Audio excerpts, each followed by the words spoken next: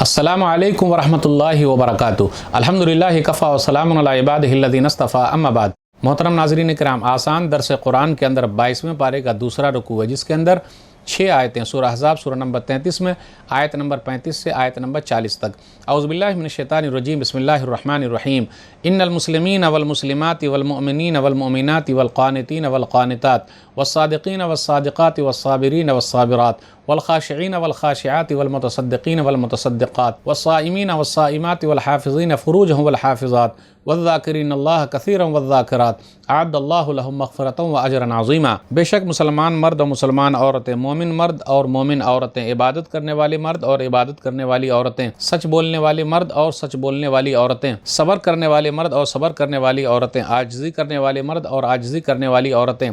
صدقہ کرنے والے مرد اور صدقہ کرنے والی عورتیں، روزہ دار مرد اور روزہ دار عورتیں، اپنی شرمگاہوں کی حفاظت کرنے والے مرد اور حفاظت کرنے والی عورتیں، اور اللہ کو بہت زیادہ یاد کرنے والے مرد اور یاد کرنے والی عورتیں،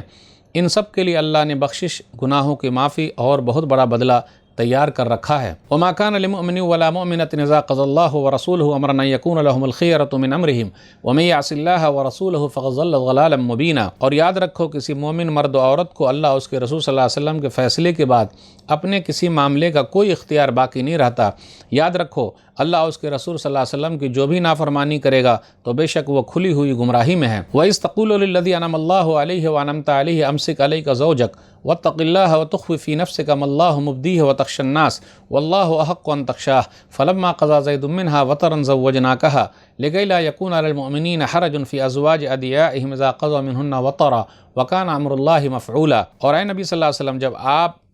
اس شخص یعنی زید بن حارثہ کو، جس پر اللہ نے بھی احسان کیا تھا اور آپ نے بھی احسان کیا تھا، یہ کہہ رہے تھے کہ تم اپنی بیوی زینب بنت جہش کو اپنے نکاح میں رہنے دو اور اللہ سے ڈرتے رہو، تو اس وقت آپ صلی اللہ علیہ وسلم ایسی بات اپنے دل میں چھپا رہے تھے جسے اللہ ظاہر کرنا چاہتا تھا۔ آپ صلی اللہ علیہ وسلم لوگوں سے ڈر رہے تھے، جبکہ اللہ اس بات کا زیادہ حقدار ہے کہ آپ اس سے ڈریں۔ پھر جب زید بن حارثہ نے اپنی بیوی زینب بنت جہش رضی اللہ تعالیٰ عنہ سے تعلق ختم کر لیا، یعنی طلاق دے دی، تو ہم نے زینب بنت جہش کا نکاح آپ صلی اللہ علیہ وسلم سے کر دیا تاکہ ایمان والوں کے لیے اپنے منہ بولے بیٹوں کی بیویوں سے نکاح کرنے میں کوئی تنگی نہ رہے،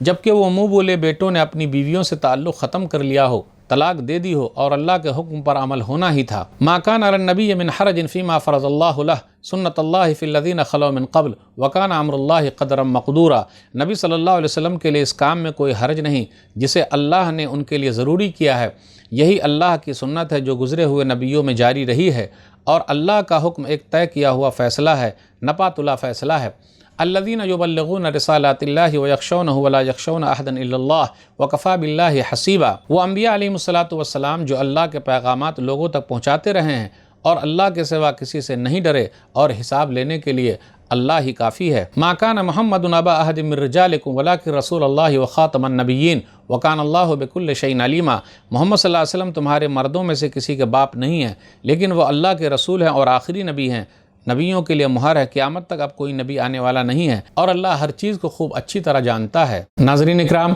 آسان درس قرآن کے اندر 22ویں پارے کا دوسرا رکوع ہے، جس کے اندر 6 آیتیں ہیں سورہ احزاب سورہ نمبر 33 میں آیت نمبر 35 سے آیت نمبر 40 تک۔ آیت نمبر 35 پر غور کیجئے، اس کے اندر 10 خوبیوں کا ذکر ہے۔ ام عمارہ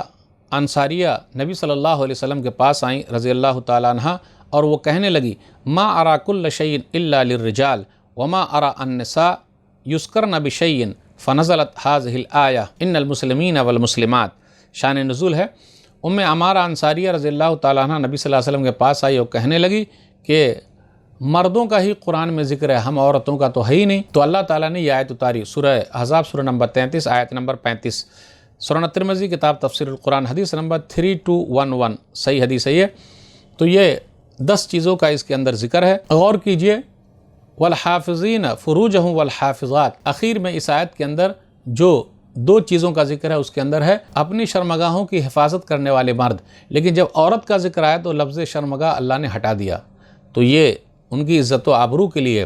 پھر اسی طرح والذاکرین اللہ کثیرا والذاکرات، اور اللہ کو بہت زیادہ یاد کرنے والے مرد، لیکن جب عورت کی باری آئی تو کہا والذاکرات، یاد کرنے والی عورتیں، زیادہ کا لفظ اللہ نے ہٹا دیا۔ تو خواتین کے لیے کیونکہ اور بھی بڑے مسائل ہیں، اس لیے اللہ تعالیٰ کے ذکر میں اگر تھوڑا بہت کمی بھی ہو گئی تو کوئی حرج کی بات نہیں۔ 5 وقتہ نمازی تو ہے، رمضان کے روزے تو رکھتی ہے، اگر نوافل کا اہتمام نہ ہو تو انشاءاللہ کوئی حرج کی بات نہیں ہے، لیکن اللہ تعالیٰ نے ہر ایک سے جنت کا وعدہ کر رکھا ہے۔ آگے غور کیجیے آیت نمبر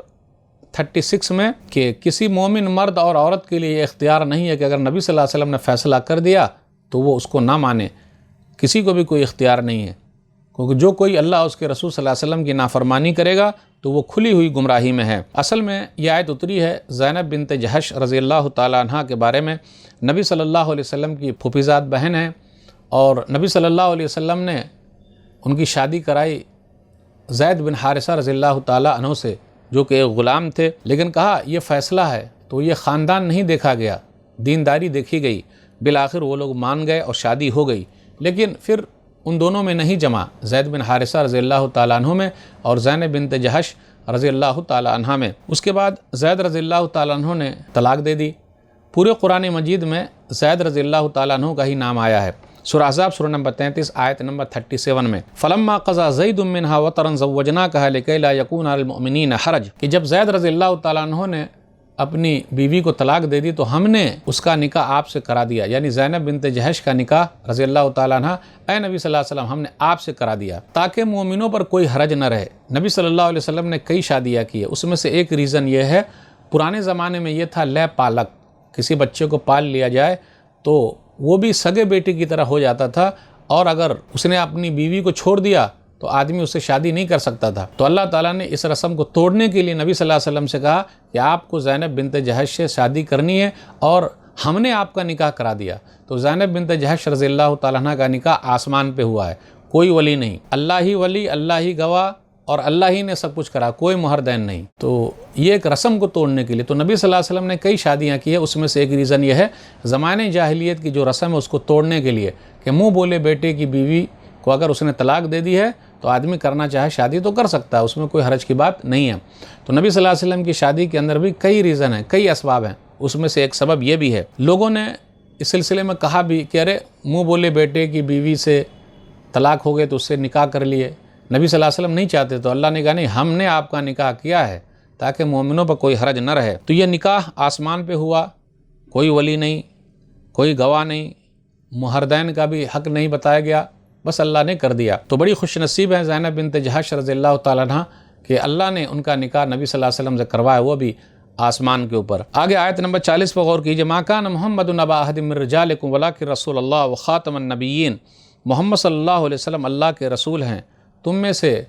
کسی مرد کے باپ نہیں ہیں، لیکن وہ اللہ کے رسول ہیں اور آخری نبی ہیں، نبیوں کے لیے مہر ہے۔ خاتم کے معنی مہر ہوتا ہے، اور مہر سب سے آخر میں لگتا ہے۔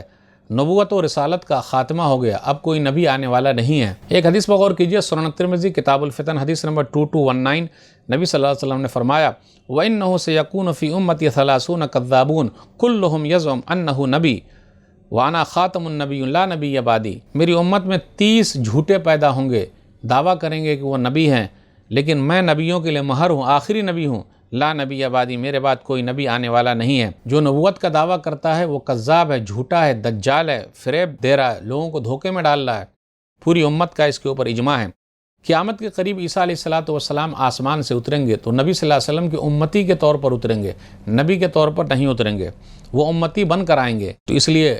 ان کا نزول جو ہے آسمان سے اترنا، یہ عقیدہ ختم نبوت کے منافی نہیں ہے، بلکہ وہ نبی صلی اللہ علیہ وسلم کی شریعت پر ہی عمل کریں گے اور لوگوں کو بتائیں گے۔ تو ناظرین اکرام، آج کے درس سے بس اتنا ہی۔ اللہ سے دعا ہے کہ اللہ تعالی ہم لوگ قرآن کریم کو پڑھنے، پڑھانے، سمجھنے، سمجھانے، عمل کرنے اور لوگوں تک پہنچانے کی توفیق دے، آمین۔ والسلام علیکم ورحمۃ اللہ وبرکاتہ۔